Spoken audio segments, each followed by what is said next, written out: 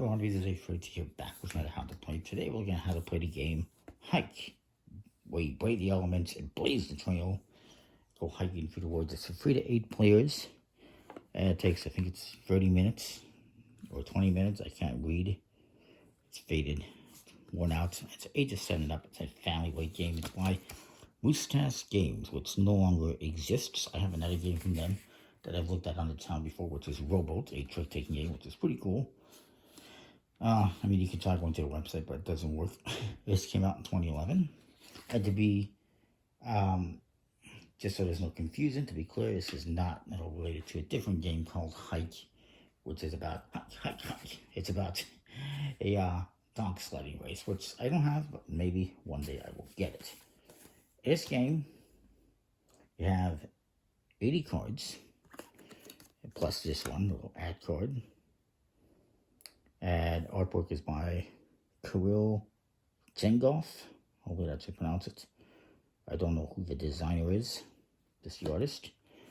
And what you get is cards that come in 7 different suits. There's 10 of each. You got Trail, the Lake, the Bug, Light, Peak, Bird, and a tree. And each one has 3 different symbols on the bottom that indicate what you can play on them, or play them on, as it may be. But you also get some special cards here. You get the Litter. This one, if you have this, it can never be played, so you can get stuck with this one at the end of the game, regardless. The Earthquake, which when you play this, you get to shuffle and redeal the remaining cards that everyone has in their hand, and then you redeal them out. These cards can be played at any time, except this one that can never be played. You got Spring. In this one, every player can plant any trees that they have in their hand, putting them in front of their, down in front of them face up, and you get 1 point each at the end of the game. Then you get the Sun. This forces the next person to play a light card, which is these ones. Lost. Reverses the direction of play for the rest of the hand. Trails also can reverse play, I guess, after you played Lost. I don't think it says that's always the thing about Trails.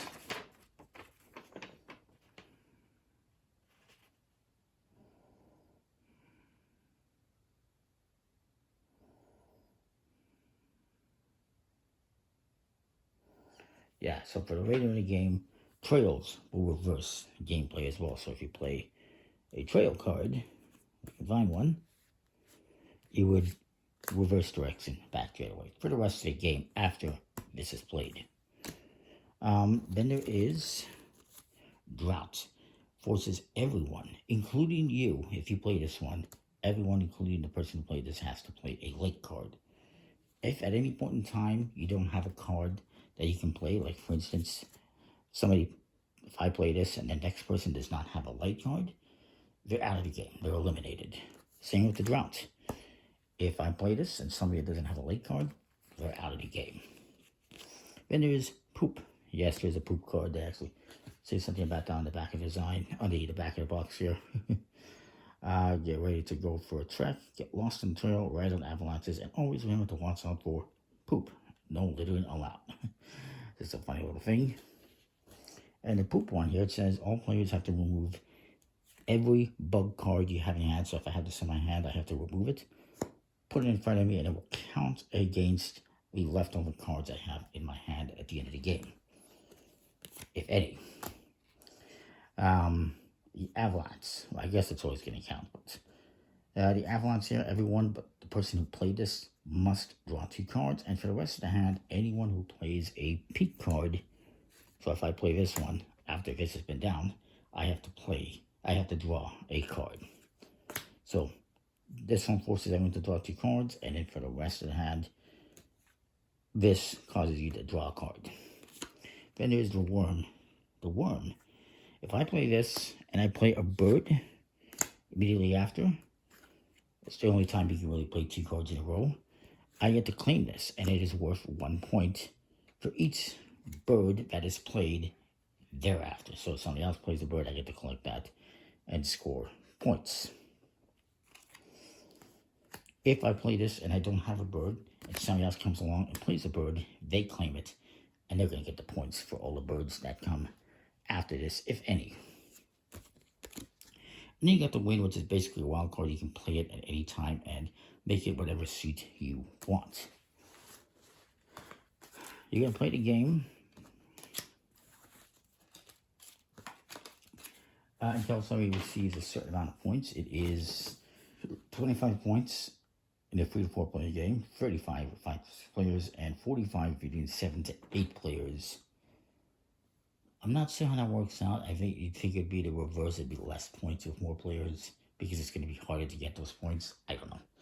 I didn't design it. Usually that's how it is. So everyone's going to get 7 cards.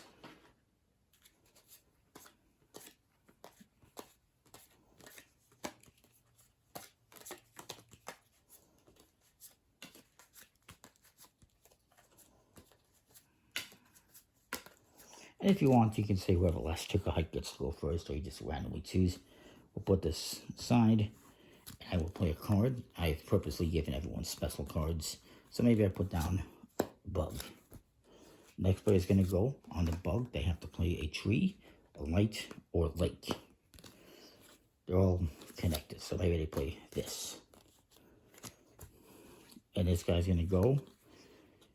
You would have to play a bird, a bug, or a trail.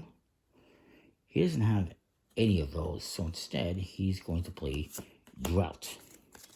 This forces everyone else to immediately play a lake card if they have. This guy does not. He got all the trees. Oof. You know what, I'm going to hold off on that. That sounds kind of fun. Instead, he's going to play earthquake, which is going to force everyone's hand to get reshuffled and redealed, which is fine because that guy had way too many trees. I don't know how that happened, but it did. Still too many mixed up in here. I guess that's what happens when you deal out 3 cards at a time. So that's what the earthquake card does. So then it was my turn, I think. And I will play...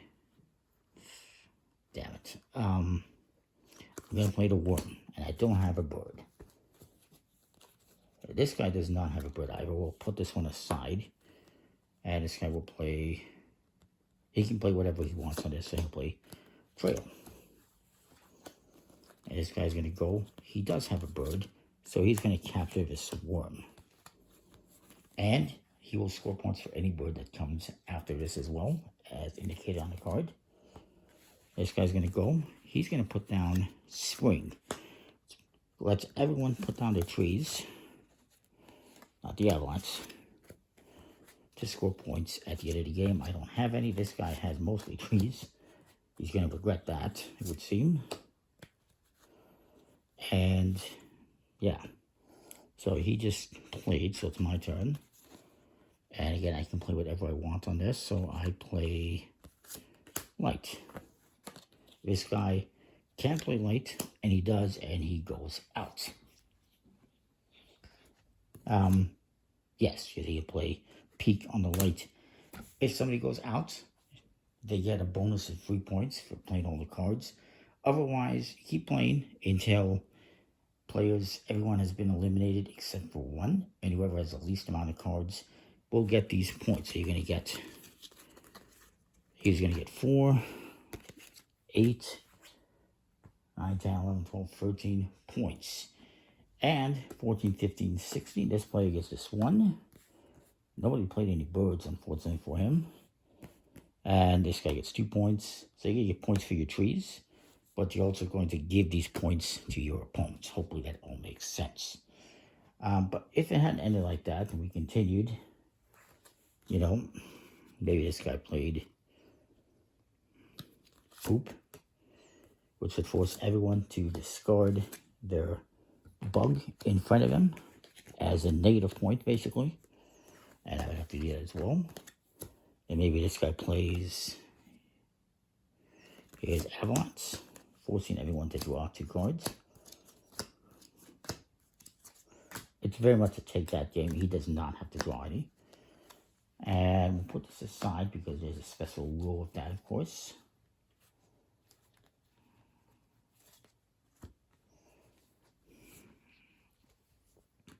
I'll put that one aside as well.